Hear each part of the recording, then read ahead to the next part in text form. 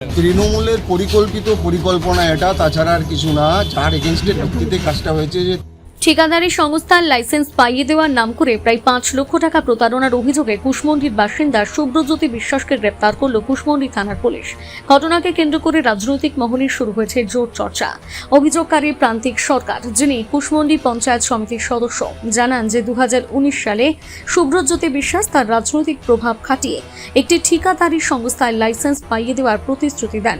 সেই আশ্বাসে বিশ্বাস করে তিনি ধাপে ধাপে প্রায় 5 লক্ষ টাকা প্রদান করেন, কিন্তু দীর্ঘ সময় অতিবাহিত হলেও প্রতিশ্রুতি মতো লাইসেন্স মেলেনি। অভিযোগ, টাকা ফেরত চাইতে গেলে তাকে প্রাণনাশের হুমকি দেওয়া হয়। এরপর 31শে মে 2026 প্রান্তিক সরকার কুশমন্ডি থানায় লিখিত অভিযোগ দায়ের করেন। অভিযোগের ভিত্তিতে তদন্তে নেমে আনুমানিক রাত 9টা নাগাদ সুব্রজ্যোতি বিশ্বাসকে গ্রেপ্তার করে কুশমন্ডি থানার পুলিশ।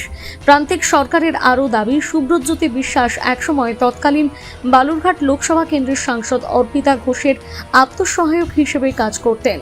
সেই সূত্রে শাসক দলের ঘনিষ্ঠ হওয়ার কারণে এতদিন অভিযোগ জানিয়েও তিনি কোনো সুরাহা পাননি এবং টাকা ফেরতের আশ্বাস মেলেনি।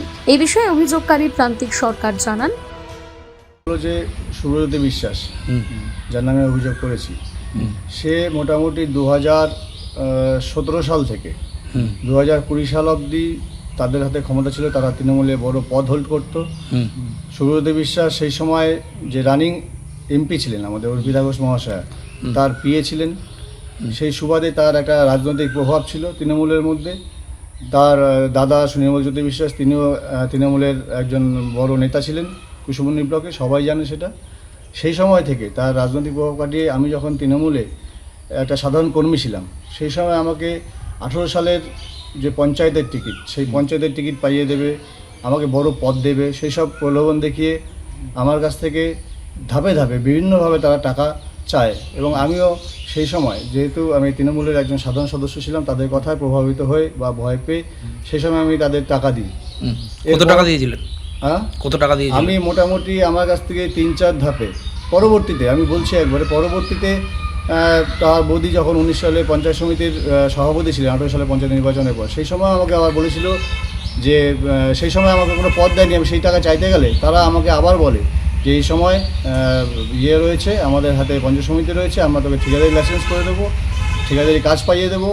সেই বলে আবারও আমার কাছ থেকে আবারও টাকা দাবি করে, বলে এই টাকাটা না দিলে তারা পূর্ববর্তী যে টাকা ছিল সেগুলো ফেরত পাবো না। সেই সময় আমি তাদের রাজনৈতিক প্রভাবে ভয় পেয়ে আমি আবারও তাদের কাছে টাকা দিই। এইভাবে মোট ধাপে ধাপে আমি তাদেরকে 5 লক্ষ টাকা দিই। অন্যদিকে ধৃত সুব্রজ্যোতি বিশ্বাসের দাবি, তার বিরুদ্ধে আনা অভিযোগ সম্পূর্ণ রাজনৈতিক উদ্দেশ্য প্রণোদিত। তিনি নিজেকে বিজেপির কর্মী বলে দাবি করে বলেন, তাকে পরিকল্পিতভাবে ফাঁসানো হয়েছে। তৃণমূলের পরিকল্পিত পরিকল্পনা এটা, আর কিছু না। তৃণমূলের পরিকল্পিত পরিকল্পনা এটা, তাছাড়া আর কিছু না। যার এগেনস্টের ভিত্তিতে কাজটা হয়েছে যে তৃণমূলের পঞ্চায়েত সমিতির মেম্বার আর আইএনটিটিউসির ব্লক প্রেসিডেন্ট, আমি কথা মুখ থেকে কেউ বন্ধ করতে পারবে না। যতই তৃণমূলের এই অপচেষ্টা হোক, এই কথা বন্ধ করতে পারবে না। পুলিশি তদন্ত হচ্ছে, তদন্তেই সমস্তটা সামনে আসবে। এই বিষয়ে বিজেপির দক্ষিণ দিনাজপুর জেলা সভাপতি স্বরূপ চৌধুরী বলেন, দেখুন, এগুলো তো পুরনো কমপ্লেন, পুরনো এফআইআর। দীর্ঘদিন ধরে এরা পালাতক ছিল, বিভিন্নভাবে মানুষকে বিপদে ফেলে এরা ইনকাম করছিল। তো রাজ্যের সরকার আসার পরে এটা পুরো স্টেপ নিচ্ছে, যারা এই অবৈধ এবং অন্যায় কাজের সঙ্গে যুক্ত, চাকরি দেওয়ার নাম করে হোক, বিভিন্ন পদ পাইয়ে দেওয়ার নাম করে হোক, অভিযোগের ভিত্তিতে এরা অ্যারেস্ট হচ্ছে।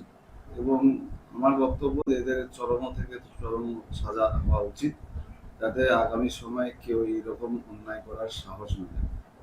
আরেকটা বিষয়, এই তৃণমূল নেতা কিছুদিন ধরেই কিন্তু বিজেপি বিভিন্ন ঘনিষ্ঠদের সঙ্গে ছবি তুলে সে ছবি ফেসবুকে পোস্ট করছে, মানে কি কারণ বা কিছু কোনো লাভ হবে না। দেখুন, কেউ ছবি পোস্ট করতেই পারে, ঘুরতেই পারে। ভারতীয় জনতা পার্টি একটা সাংগঠনিক দল, দলের কাছে সমস্ত তথ্য আছে, কারা বিজেপি ছিল, কারা ছিল না। শাক দিয়ে মাছ ঢাকা যাবে।